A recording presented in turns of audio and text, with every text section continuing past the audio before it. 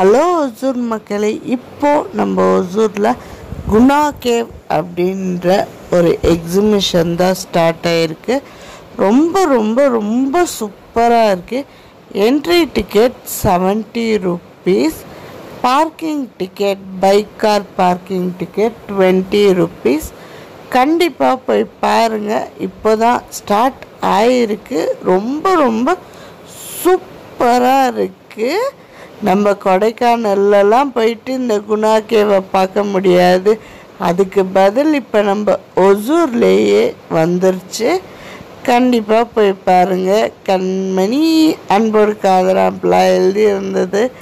But உள்ளே போக ஸ்டார்டிங்கில் கொஞ்சம் பயமாக தான் இருந்தது.